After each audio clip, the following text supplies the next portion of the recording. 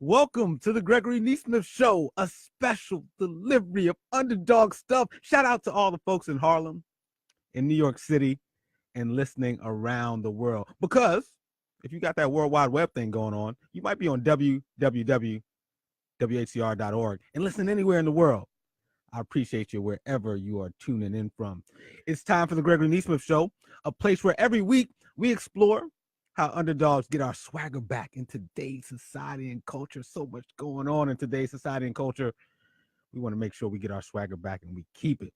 And we do it every week from all the unangles, the unavoidable, the underreported, the unjust, the unbelievable, the unsaid, the unconventional, and more underdog stuff. And as always, topics inspired by some current events, some old events, some turnarounds, the ones that worked, and, even the ones that didn't. I always feel like there's something to be learned when things don't work out quite as planned. Also, topics inspired by our personal lives and a pinch of politics. And as always, to take you on that journey, you have your host, Gregory Nesmith, certified coach, business consultant, content creator, and overall into exploring how underdogs get our swagger back in business and in life. Each show, you get to look forward to a couple segments, not always the same ones every week, but for the most part, we're going to get into some unavoidable news. We'll have a segment about one of the swagger back commandments, something I know everybody looks forward to. We'll talk about the of the week, maybe even unconventional idea too. And as always, we end every show with the Underdog Spotlight. We're going to get into today, episode 86. I can't believe it. We are 14 episodes from 100. 100. I can't even think of the things I've done 100 times, but I'm grateful that I'm on the way to doing this 100 times and hopefully even more as we spread some special stuff. But today, episode 86, I'm going to call it Bad Habits. The bad habits in the White House, bad habits in Hollywood, and we got some bad habits in our personal lives. With that, let's get into it. Unavoidable news of the week. It seems like the Trump administration, the Trump orbit, Trump's peoples, whatever term you want to use, seem to have a bad habit of having a shaky at best relationship to the truth, to facts. Maybe it's just me, but it feels shaky to me. And evidenced by, this seems like it was years ago because the news cycles come so quickly, but not too long ago, Kellyanne Conway, who is in the Trump administration, part of his team, shared her shaky relationship that she had to facts. Remember this? Why the president asked the White House press secretary to come out in front of the podium for the first time and utter a falsehood. Why did he do that? It undermines the credibility of the entire White House press office on day one. Don't be so overly dramatic about it, Chuck. You're saying it's a falsehood, and they're giving Sean Spicer, our press secretary, gave alternative facts to that. But the point remains. Wait a minute. Alternative facts? Alternative facts, 4 of the 5 facts he uttered. The one thing he got right was Zeke Miller. 4 of the 5 facts he uttered were just not true. Look, alternative facts are not facts. They're falsehoods. Chuck Todd doing his interviewing in journalism there on Meet the Press with Kellyanne Conway, and White House, shaky relationship with the facts and the truth, telling us that there's facts and then there's alternative facts. But I'm thinking, all right, cool, got it. A little off the rocker there. Nothing like that would ever happen again. Maybe things will get better. Maybe she just had a bad day. But fast forward to just last week. I know, underdogs, you think you know that the truth is the truth. But it turns out that according to the Trump administration and Rudy Giuliani and some of the folks in Trump's orbit, the truth really isn't the truth. This bad habit of having a shaky relationship with the facts and the truth just showed up again for the Trump administration just a few days ago with this. So what I have to tell you is, look, I'm not going to be rushed into having him testify so that he gets trapped into perjury. And when you tell me that, he should testify because he's going to tell the truth and he shouldn't worry, well, that's so silly because it's somebody's version of the truth, not the truth. He didn't have a conversation. Truth is about, truth. I don't mean to go like. No, it isn't truth. Truth isn't truth. The president of the United States says, I didn't. Truth isn't truth. Mr. Mayor, do you realize what No. This is going to become a bad meme. Don't do this to me. Don't do truth isn't truth to me. Donald Trump says, I didn't talk about Flynn with Comey. Comey says, you did talk about it. So tell me what the truth is. Don McGahn might if know. you're such a genius, Don McGahn doesn't know. If that's the situation. Underdogs, please don't ever use the term truth isn't truth. It's just not a good look. But I get it. Rudy, Trump, all of them, they're a little nervous about the truth because recently some of Trump's people have had a little run-in with the law. Paul Manafort, formerly campaign manager for a little bit of time for Donald Trump during his campaign to become president, was found guilty on 8 counts of financial crimes. That would get me a little nervous if somebody who used to work for me is in trouble with the law.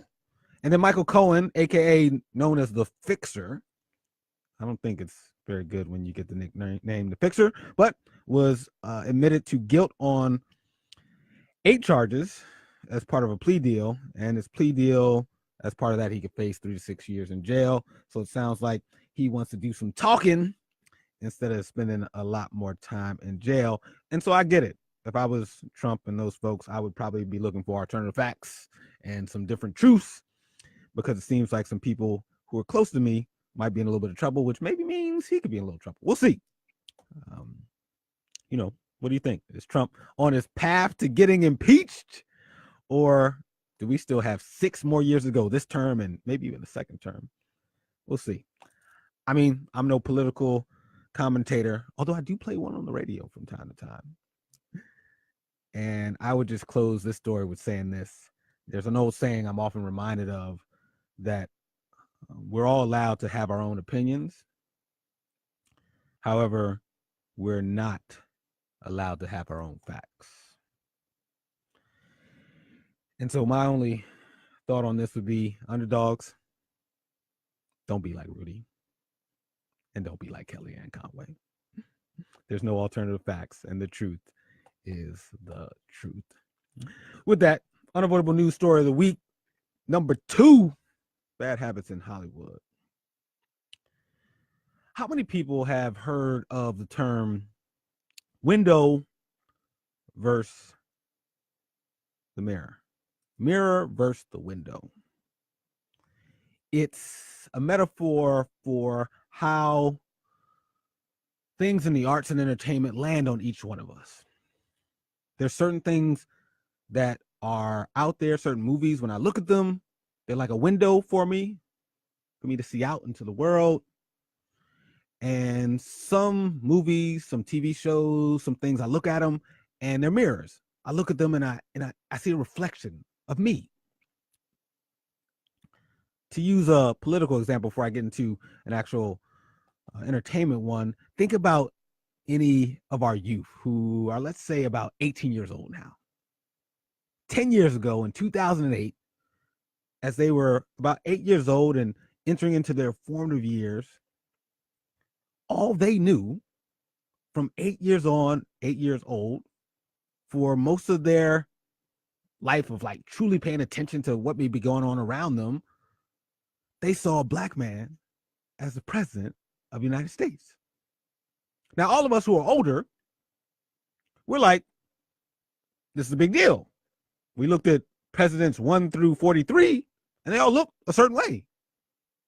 And then all of a sudden, you're like, oh, this kid here is doing his own thing. Number 44 looks a little different.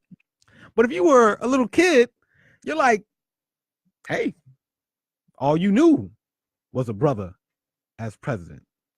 And then in 2016, even though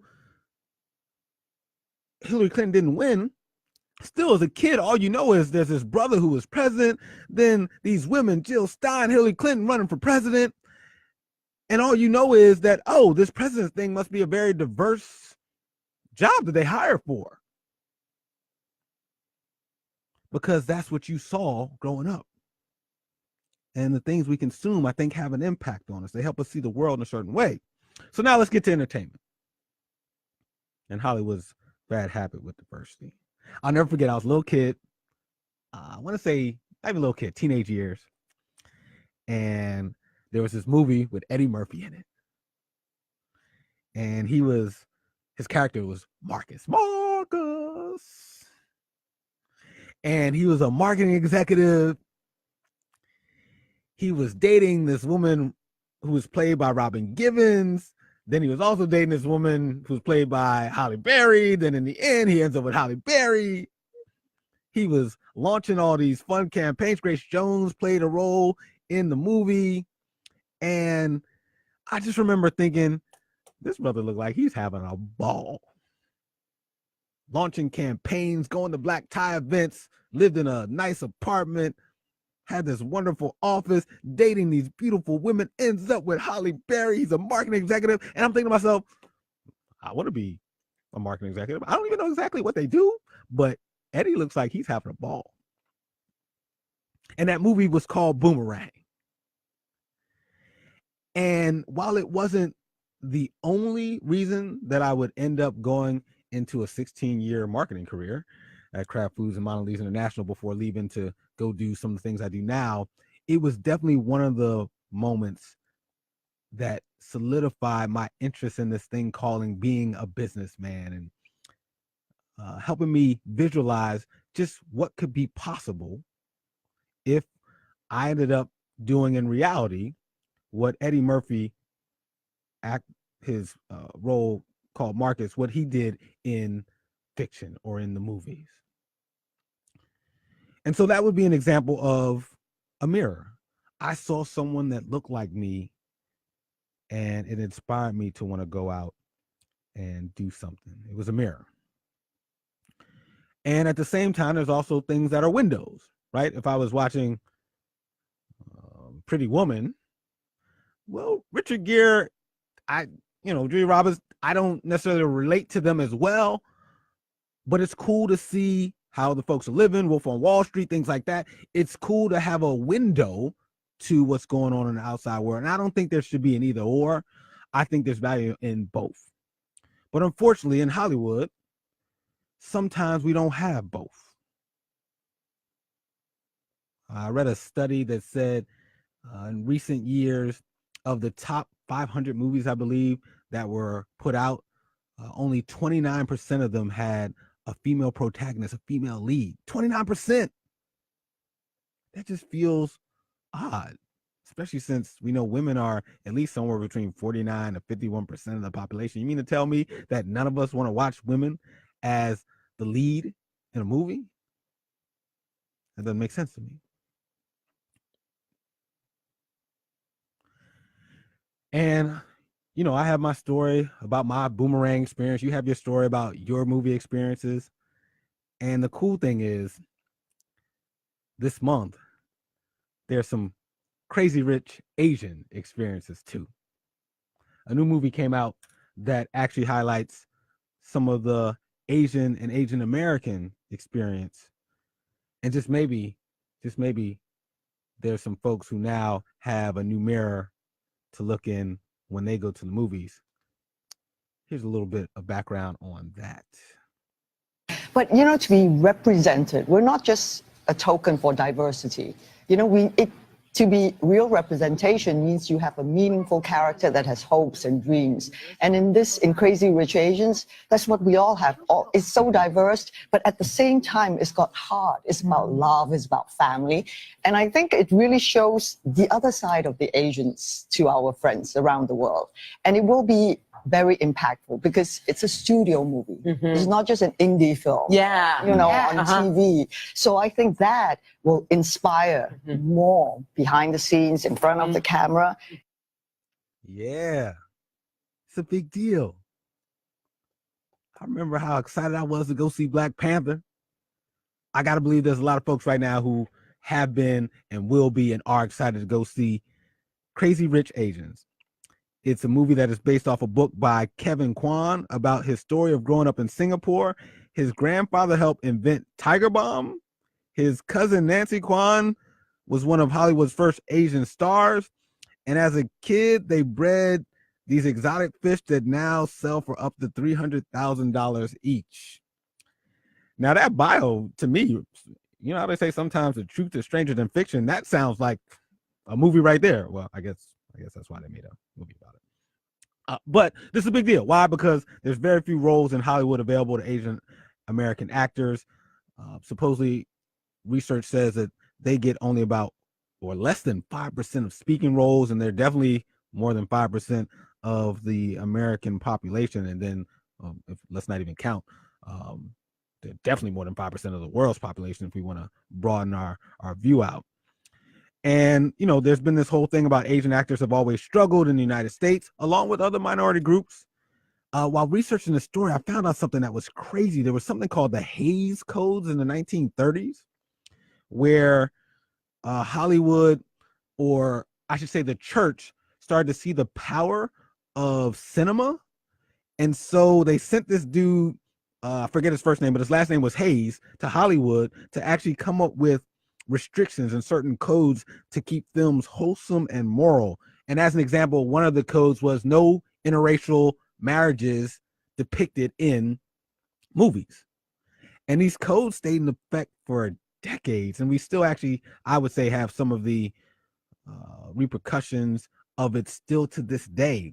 But it's crazy. I actually open up to everybody, if you can, Google Hays Code, Hays code. You will be disgusted, shocked, but also enlightened as to just some of the, an example of where we get some of our bad habits, at least when it comes to Hollywood and diversity. And things like the Hays Code and led to whitewashing, which is a term of Hollywood cinema, where you would actually cast roles that seemed like they were very well suited for a minority, but you'd cast them with a white person. And yeah, stuff like that even still happens to this day. And it's a big deal whenever movies like Black Panther come out, or this movie Crazy Rich Asians. Let me know, have you seen it? Did you like it? I will say though, because I know this comes up when I'm talking about a lot of Black movies, even for Crazy Rich Asians, the whole idea of no good deed goes unpunished came up here. There has been some criticism about the lack of browner faces, which could represent Singapore's Indian populations. It's led to some Twitter hashtags and folks even calling for more diversity amongst the diverse film of Crazy Rich Asians. But hey, it happens. I think it also just points to when we don't have a lot of variety, we put even more emphasis on the one or two chances we get. So I get that Crazy Rich Asians is getting some pushback, but I say salute to them for making this happen. Supposedly it's the first all predominantly Asian cast movie since the Good Joy Luck Club, I believe it is. It came out like 25 years ago, the Joy Luck Club in 1993. So shout out to all the folks holding it down for the Crazy Rich Asians. Shout out to all the folks trying to break a bad habit in Hollywood around diversity. And shout out to all you underdogs out there, especially those of you in creative spaces, actors, actresses, producers, writers. Shout out to you for continuing to put out new material, and just know that you're inspiring somebody, because for somebody, the work that you put out becomes a mirror for them.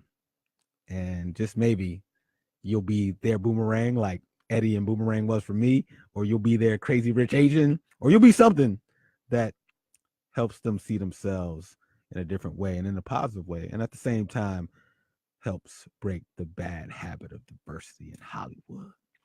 Let's talk about some of our own bad habits. You know we can't get out of here without getting personal about the news and the culture. It's the Gregory Nesmith Show. We're not just going to talk about other people. We're going to talk about ourselves too.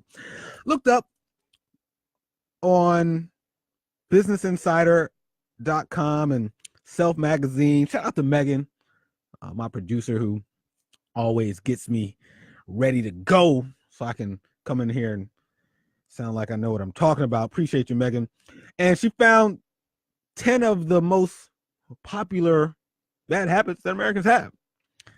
Eating tons of fast food, skipping lunch breaks, going nuts on Black Friday, aka spending too much and going into debt, working crazy hours, being addicted to social media. We'll get to that in a second, in our cell phones. Watching TV all day, using electronics before bed, comparing ourselves to others on social media. That's a bad habit too. Complaining nonstop. And number 10, procrastinating. I've definitely done some combination of all of those, with the exception of the spending a lot on Black Friday. That has been a habit I've been able to avoid. But the others, at some point, I'm sure I have done, like cable TV. I've sometimes watched so much cable, so much TV, almost into like a veggie state, just mesmerized by the TV. And that habit stopped me from being creative. So one of the things I did was get rid of my cable so that I could consume less and create more. I've talked about this on some past shows. I used to watch a bit too much adult internet porn. Bad habit. And what that used to do is get in the way of me being even more present and connected to my partner at the time. Bad habit I was able to get over. Also, I've had some bad habits about just doing too much, thinking I need to do things myself. Nobody can do it like I do it, which, by the way, is one of my favorite sayings. But I used to take it in the wrong context of trying to do things alone instead of doing things in partnership with others.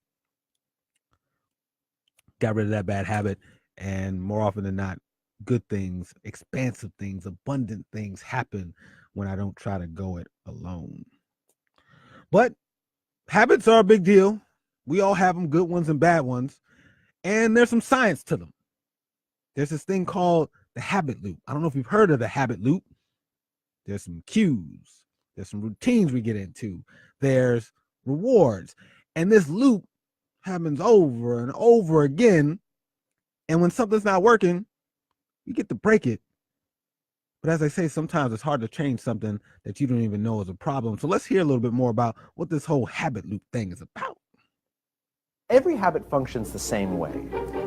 At first, there's a cue, some type of trigger that makes the behavior unfold automatically. Studies tell us that a cue can be a location, a time of day, a certain emotional state, other people, or just a pattern of behaviors that consistently triggers a certain routine. The next part in the habit loop is the routine, the behavior itself. The last part of the habit loop is the reward. And in some respects, the reward is the most important part because that's why habits exist, so that we can get the rewards that we want. Studies have shown that if you can diagnose your habits, you can change them in whichever way you want. Underdogs, what's one of your bad habits that you are going to work on coming up with a new habit, an alternative, a change as we end summer and head into the fall? To me, changing the seasons is one of the great opportunities to look at a habit that we want to change. And the reason why I bring this up is as we talk about the 10 swagger commandments, how we go from, underdog to top dog, how we rediscover our special stuff, we get our swagger back in today's society and culture. One of the commandments is called puff, puff, I'll pass. And the reason why I added that as one of the commandments is that one thing I've noticed with myself and other underdogs that I work with is that we can have all our emotional and mental work done to get rid of some things from our past that we want to unlearn. We can know what our vision is and who we want to serve. We can have our partners and people we want to be in partnership with to make stuff happen. We're on our way, right, from Front Street, moving on to Swaggerback Boulevard. And then while we're out there playing and getting into action, there's these things that keep being headwinds and getting in our way, some of our habits. And so to me, we can't have a conversation about turning things around unless we're having conversations also about some of our habits. And some of them are getting in your way. Some of them are getting in my way. And so I want to make sure we had an episode where we talked about it. Now, the cool thing is about this loop is that there's science behind it, and there's ways that we can actually go about create a new loop. And I was reading an article in Inc. magazine called "Want to Break a Bad Habit? Science says do these 4 things." And those 4 things are this. 1, identify the stages. So think about a bad habit you have. What's the cue? What triggers it? What's the routine you have? And then what's the reward? What are you really getting from it? And then number 2, they say explore alternatives. Think about what else could give you whatever core need your current bad habit is satisfying for you. What are some other routines that can still give you that same feeling, that same reward, and be more uplifting, be more empowering, give you more, momentum as opposed to getting in your way. Number 3, they say commit to change and tweak as you go. Experiment, try stuff out. The first couple things you do to try to change a bad habit may or may not work. So be open to testing and learning different routines to get to that same reward. And then lastly, and I think this one is a big deal, and sometimes I don't do this enough, which is anticipate setbacks. Guess what? You're going to try something new. You're probably going to fall back into the bad habit a couple times before you change it. And I know a lot of you have heard studies that say it takes 3 weeks, 21 days to start a new habit and make it solidified, cemented. In some of my research, I've also seen and heard that it can take up to 3 months, which is a little bit longer than 3 weeks. But I love knowing that it could be 3 months, because combine that with this whole idea of anticipate setbacks, which the science says we should.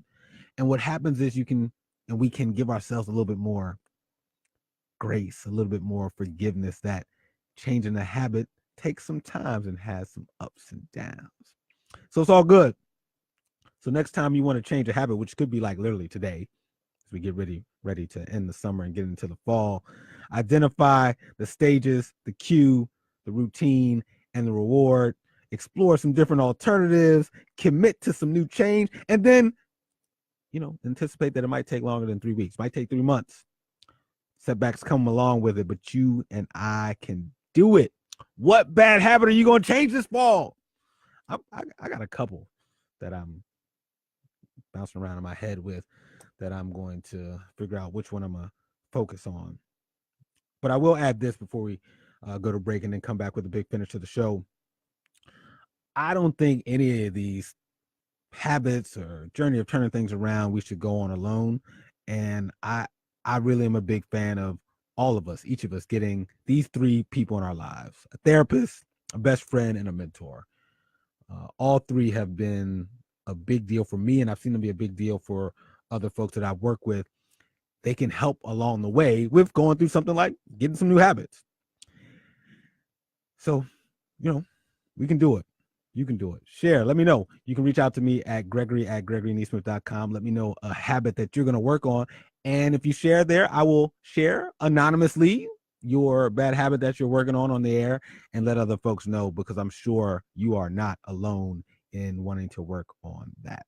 Shout out to all the folks listening online. Shout out to Nicole Renee, who says that one of her bad habits that she's going to get rid of, is this whole idea of dwelling on things, especially things from the past, especially things that have some negative energy and negativity attached to them.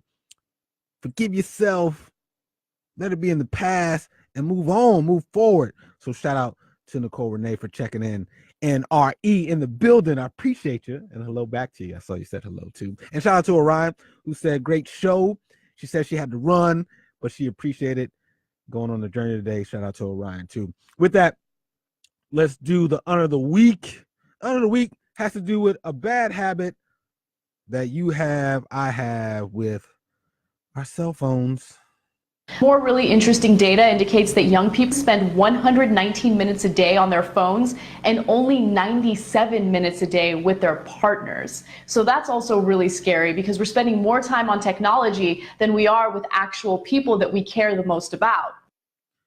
Woo! Let that sink in for a second.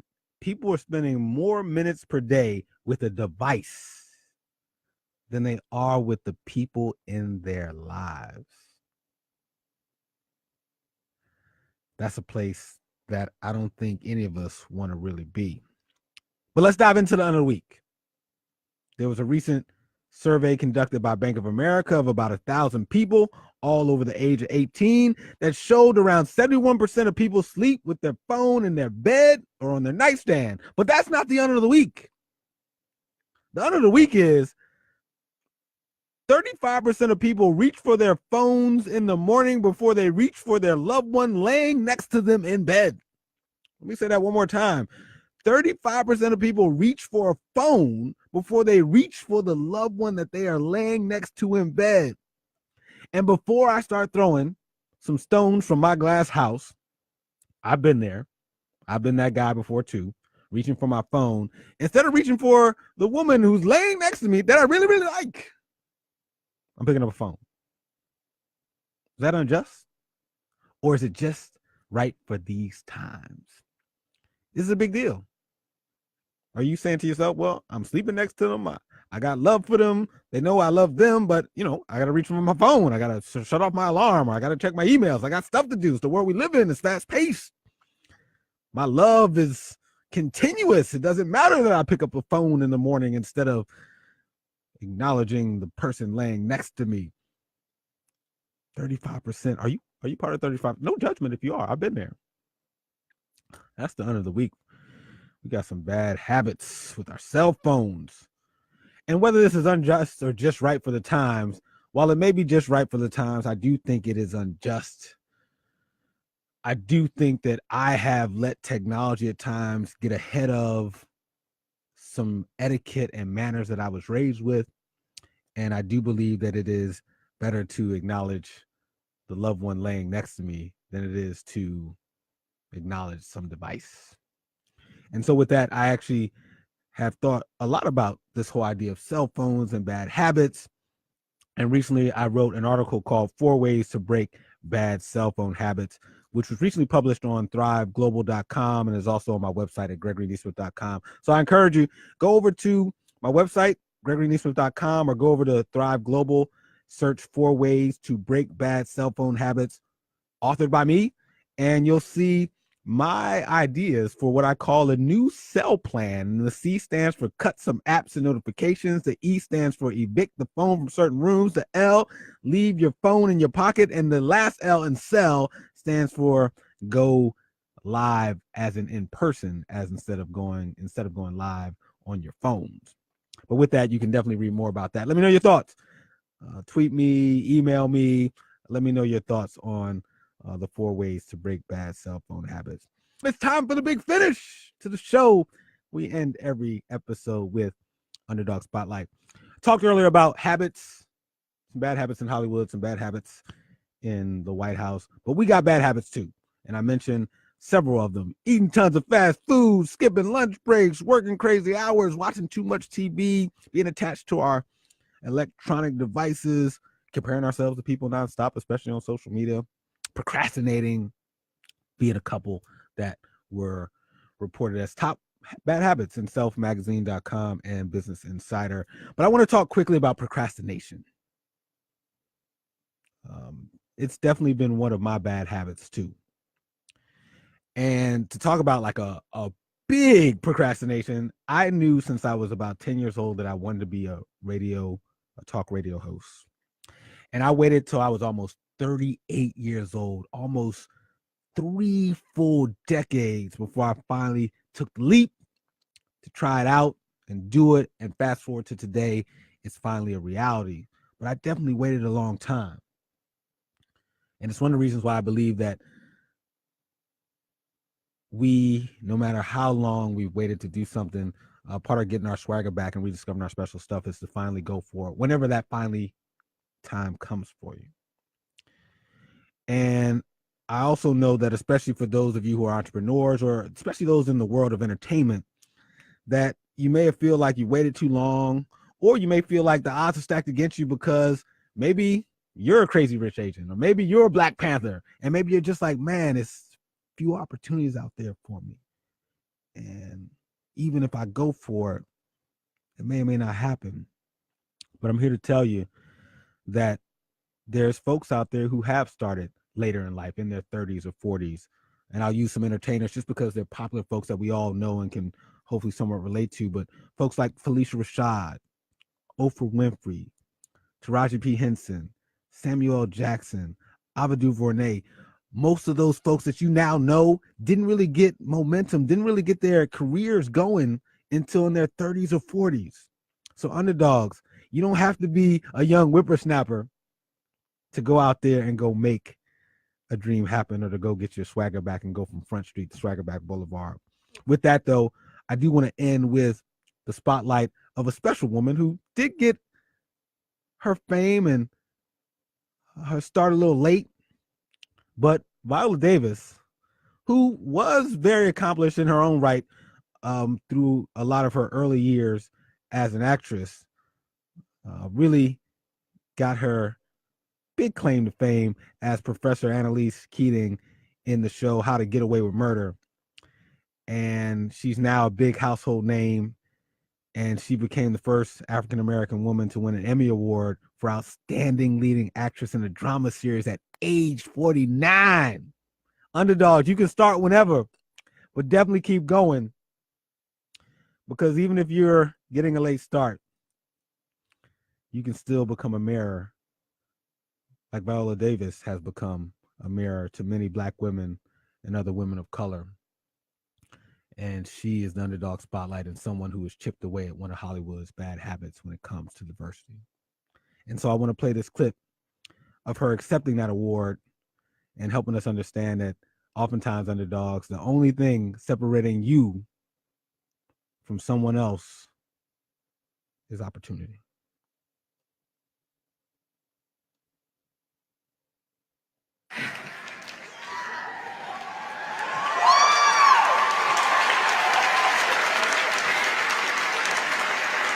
In my mind, I see a line. And over that line, I see green fields and lovely flowers and beautiful white women with their arms stretched out to me over that line. But I can't seem to get there no how.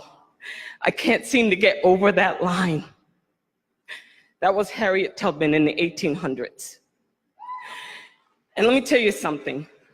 The only thing that separates women of color from anyone else is opportunity.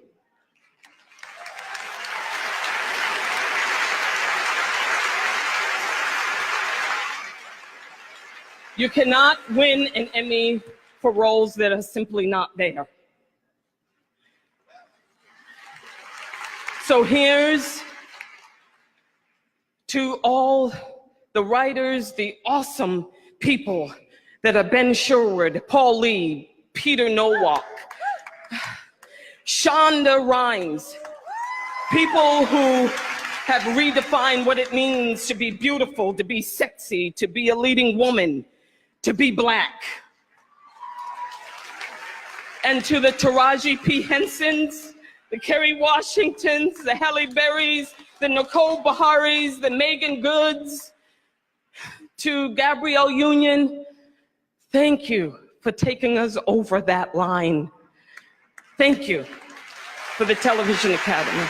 Thank you. And thank you, Viola Davis. It's time to say some goodbyes and some shout outs. And then we'll do it again next week. As you know, always here, live show Sunday on WHCR 90.3 FM, The Voice of Harlem, and then podcast on Monday. With that, I want to say thank you to all the underdogs for listening, for commenting throughout the show. Also, shout out to the live show producer, Megan. Shout out to my podcast editor, Kayla. And for those who want to check out the podcast, it'll be up tomorrow morning on the GregoryNesmithShow.com, or search the Gregory Nesmith Show on iTunes, Spotify, Stitcher, Google Play, or Podomatic, and you can subscribe and listen to the show there. Also, if you want to know more about Underdog Stuff, the company, you can go to my website at GregoryNesmith.com. Let's work together. Let's figure out how we can help underdogs rediscover their special stuff and get their swagger back in business and in life. And with that, if you listened to the show before, you know how I'm going to end the show. I'm going to end it with my favorite quote. Underdogs, can't nobody do it like you do it. Nobody. Peace.